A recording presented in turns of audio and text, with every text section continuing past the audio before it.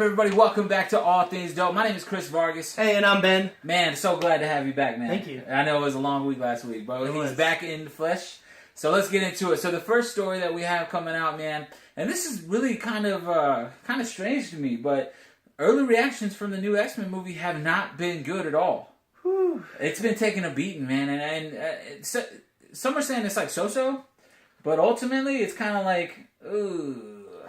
So much so that, like, we're not even thinking about going on opening day, which is, like, a first for us. Yeah, I know. I'm like, the trailer has got me wanting to go, right, but then the reviews, I'm like, oh, well, I don't know if I want to be disappointed again. I mean, Batman vs. Superman, you know, it was good, but it could have been better. It could have been better, and that's I don't want to be leaving the theater thinking that same thing for X-Men, so. I know, man. I'm kind of pressed on that because, really, I'm super excited to watch Quicksilver on screen again. Oh, yeah. I'm really just excited to see his character. I care less about what's happening in the rest of the movie. I just want to see some Quicksilver action. So I think for me, personally, as a comic fan, I'll probably be there anyway, regardless if it's good or not, because I want to be able to make my own judgment from it. You know what I mean? Right. Because reviews are awesome, but they're also sometimes misleading, right? And don't get me wrong. I know that Batman vs. Superman caught a lot of slack, as it should have. I mean, it had its problems. But there was a lot of gems of greatness in there. And I really think that... I don't think we've reached superhero fatigue yet. I really don't. I know that that's kind of been everybody's kind of thing lately. But maybe it's just the movies aren't that good anymore. Well, you can see where it's coming from. I mean, right. There's so many superhero movies coming out, and the focus right now in the box office is superhero movies. That's what's making money right now. Right. So crap ton of cash. You can see where it's coming from. Where you're like, okay, well, we don't want to oversaturate the market, and people don't want to go see those movies anymore. So yeah, absolutely, yeah. But I mean, they're always coming out with fresh ideas. I mean, even a couple of days ago, they were talking about the Harley Quinn. Harley Quinn getting a standalone movie. Yep. All female led cast. Potential Batgirl. Yeah, potential Batgirl. They said she's going to be in there. Quite possibly, maybe even Enchantress. Maybe they'll do like a Birds of Prey type of thing, which is pretty awesome as an all female led team. Yeah, you know, of superheroes and villains and all that great stuff. So I'm super excited about that. Not only that, but DC also, and in the few last videos that we put out, we haven't really touched on this, but they've also named Ben Affleck executive producer of the Justice League movie. So he'll have more of a hand in that. And that was one thing that Batman vs. Superman did well, was Batman. And I know that it's because Ben Affleck had a hand in those scenes. Yep. He put a personal touch to it. Directly personal touch. You know what I mean? Like, in those scenes where Batman's at, he had a hand in it. He was, like, leading Zack Snyder and telling him what to do. You know what I mean? So I think that for the Justice League and foremost everything else that they're working on, I think...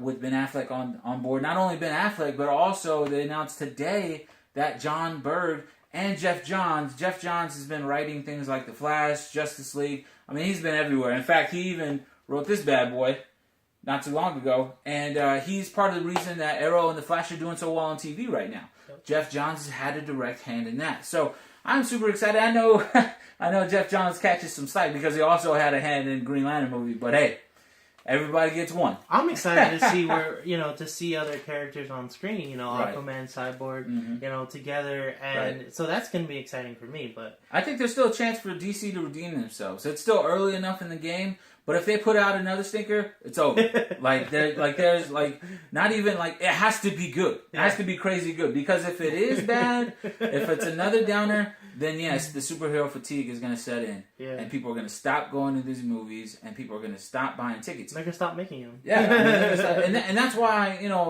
Marvel fanboys are always jumping all over Batman vs. Superman. But really, you got to think about this. Marvel is not rooting against DC on any level. They want DC's movies to be good because the more that DC's movies are good, the more that the Marvel movies will be good because they're going to push each other. Captain America Civil War was born out of necessity from Batman vs. Superman. They heard the Batman vs. Superman news and they were like, whoa, we got to do something. This is we have to do something to compete with them. Our own versus... Right, exactly. Yeah. I mean, competition drives the market. And if DC is no longer making movies... Marvel's slump is going to go... I mean, it's only going to go down. How many more movies can we sustain if they're not good? Right. So the superhero fatigue is going to set in. Hopefully not. I really have high hopes for everything as far as comic book movies, not only comic book movies, but also video game movies. Yeah, and I'm hoping that with the new Assassin's Creed video game movie, well, actually, hope all y'all saw the trailer because the trailer came out. It was amazing. The trailer was amazing, and you know what? Yeah, we've had stinkers as far as video game movies, so I'm hoping this is a turnaround for video game movies, and they start coming out with more video games. Right.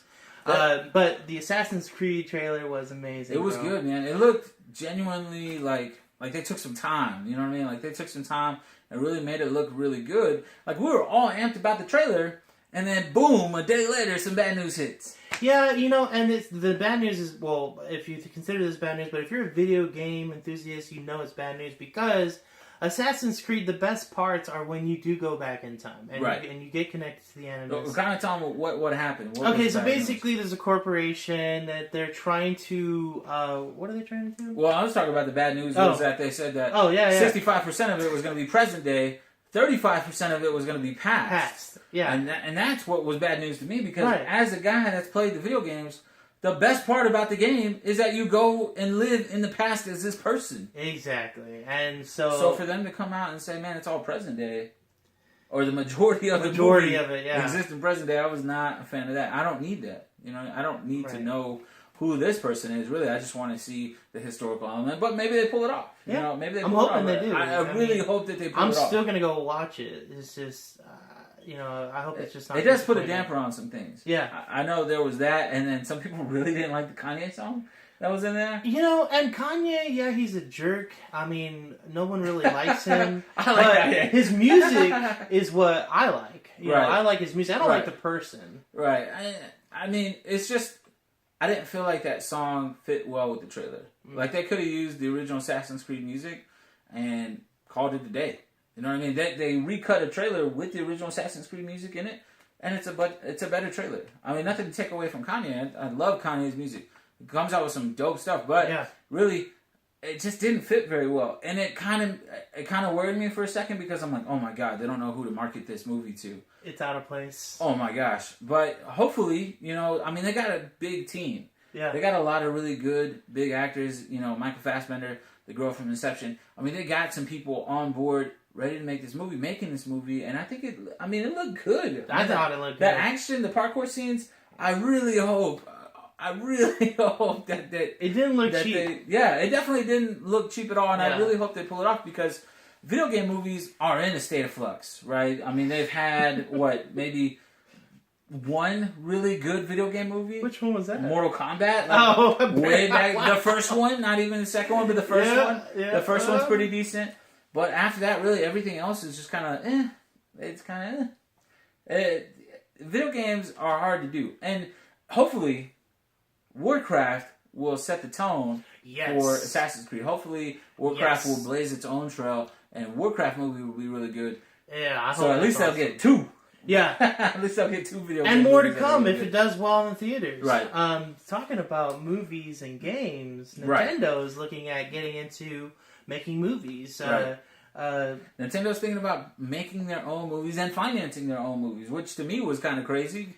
They should have just licensed them off. We're talking about, Marvel licensing their characters off. They should just license them off and let other people make them. But that also comes back to things like, when Marvel did that, right? Marvel did that with Blade, and the first two were really good. Yeah. And then the third one, who was penned by David S. Goyer, who used to be the DC idea guy, got fired from Marvel after Blade 3 because Blade 3 was so crap. The creative differences, that's why. And they don't want their characters or licenses to go somewhere they don't want it to go to. So they want to They want creative control over it. Yeah, exactly. And the only way that you have creative control over it is if you own it. So, Nintendo movie that you like. Which one? Man, I'm really hoping to see a Mario movie. I would love to see a Mario movie. I know they got kind of close with Wreck-It Ralph, right? Wreck-It Ralph, they use a character named Tapper.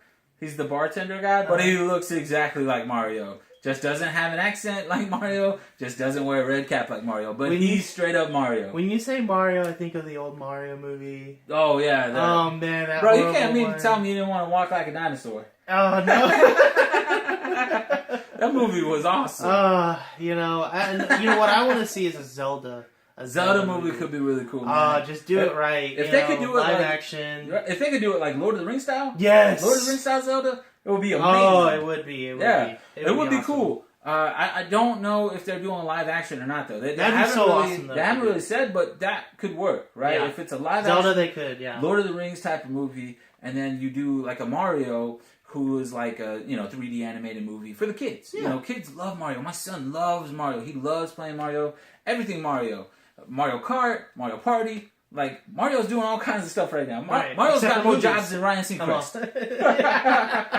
That's how many jobs Mario has. Him and Ryan Seacrest in the same boat. No sleep at all.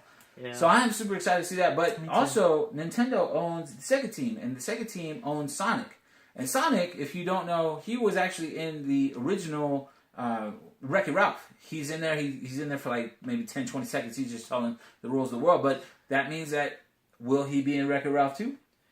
I don't really care. Sonic is just, honestly, I can't stand Sonic. Just because my little brother, he drilled it into me, and whenever a new Sonic game came out, he always had the new Sonic. Sonic is dope. I'm just not Sonic a fan. the Hedgehog. They're going to have to turn me around in order for me to jump on the bandwagon. Sonic the Hedgehog, especially Sonic the Hedgehog 2, when they introduced Knuckles.